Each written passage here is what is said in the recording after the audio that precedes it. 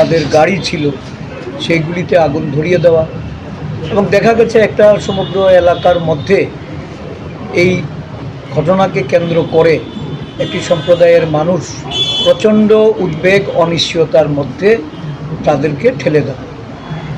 এবং এই ঘটনার পরিপ্রেক্ষিতে যখন সারা রাজ্যব্যাপী মানুষ আতঙ্কিত এবং ঘটনা চলাকালীন সময়ে রাজ্যের মুখ্যমন্ত্রী এই উত্তর জেলাতেই অবস্থান করছিলেন, এবং সেখান থেকে এই ঘটনার পরিপ্রেক্ষিতে যে ধরনের পদক্ষেপ হওয়া প্রয়োজন ছিল এটা পরিলক্ষিত হয়নি। শুধু তাই নয়,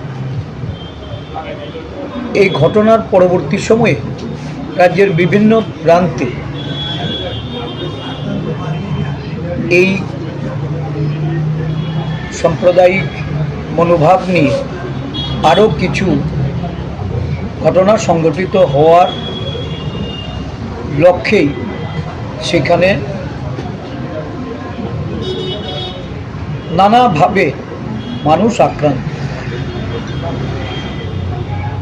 আমরা তীব্র নিন্দা জানাচ্ছি যে রাজ্যে একটা সরকার বিগত প্রায় 8 বছর, এই 8 বছরে জাতি দাঙ্গা, সাম্প্রদায়িক সম্প্রীতি বিনষ্ট এবং বিভিন্ন ধর্মীয় মেরুকরণের মাধ্যমে সাম্প্রদায়িক উত্তেজনা, উস্কানিমূলক বক্তব্য, যারা এই রাজ্য মন্ত্রিসভার মন্ত্রিত্বে ছিলেন বা বিভিন্ন রাজনৈতিক শাসক দলের রাজনৈতিক নেতা হিসাবে যারা এই রাজ্যে কাজ করছেন, এবং তাদের অ্যালাইড অর্গানাইজেশনে কিছু হিন্দুত্ববাদী বা উগ্র মৌলবাদী নেতা, তাদের মধ্যে এর সংক্রমণ দিন দিন বাড়ছে, যাতে করে শান্তি সম্প্রীতি বিনষ্টই শুধু নয়, এই রাজ্যে আগামী দিন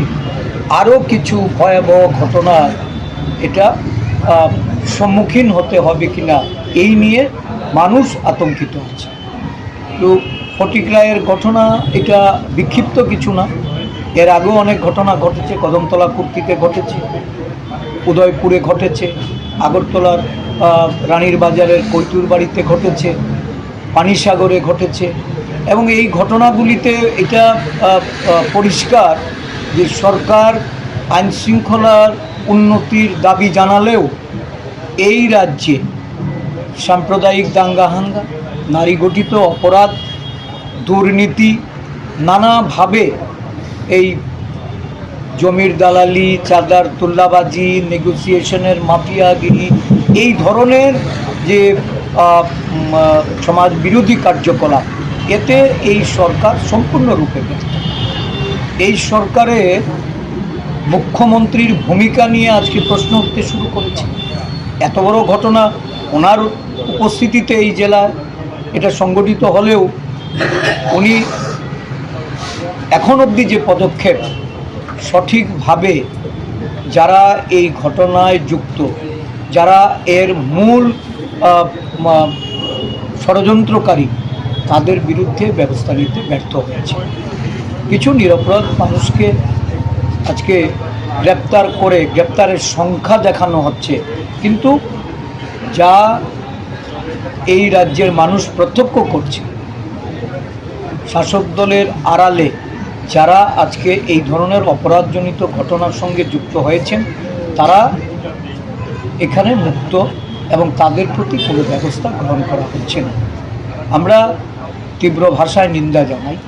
অবিলম্বে প্রকৃত আসামিদের তাদেরকে গ্রেপ্তার করার দাবি জানাই, এবং যারা ক্ষতিগ্রস্ত হয়েছেন, একটা বিপুল পরিমাণ অর্থ ক্ষতিগ্রস্ত হয়েছে, এই ক্ষতিগ্রস্ত পরিবারগুলিকে তাদের অর্থনৈতিকভাবে সহায়তা করার জন্য সরকারের কাছে যেমন আমরা দাবি রাখছি, সাথে সাথে তাদের নিরাপত্তা, বিভিন্ন সম্প্রদায়ের মানুষ, যেখানে দুর্বল অংশের মানুষ বসবাসকারী মানুষদের, তাদের প্রয়োজনীয় নিরাপত্তার জন্য যেন সরকার পদক্ষেপ গ্রহণ করে। দুর্ভাগ্য আমাদের যে আমরা বিরোধী দলে আছি বলে আমরা সেখানে গিয়ে তাদের সঙ্গে দেখা করতে পারি, কথা বলতে পারি। আমাদের পরিষদীয় দলনেতা ঘটনার পরবর্তী সময়ে উনি যেতে চেয়েছিলেন, ওনাকে যেমন আটকে দেওয়া হয়েছে। আজকেও আমরা চেষ্টা করেছিলাম আমাদের একটা প্রতিনিধি দল সেখানে যেতে, এটা আমাদের সুযোগ করে দেওয়া হয়নি। তো এটা দুর্ভাগ্যজনক যে এই রাজ্যে আইনশৃঙ্খলা কোন পর্যায়ে গিয়ে অবস্থান করছে, যে এক অঞ্চলের মানুষ আরেক অঞ্চলে যেতে পারছে না, তাদেরকে যাওয়ার অনুমতি প্রদান করা হচ্ছে না। বিরোধী রাজনৈতিক দলগুলির যে অধিকার, এই অধিকারকে ক্ষুণ্ণ করে সরকার একটা একদলীয় শাসন ব্যবস্থা, স্বৈরাচারী শাসন ব্যবস্থা, ক্ষমতাকে কুক্ষিগত করার যে প্রয়াস তাদের, এই প্রয়াসের আমরা তীব্রভাবে প্রতিবাদ জানাচ্ছি। ধন্যবাদ।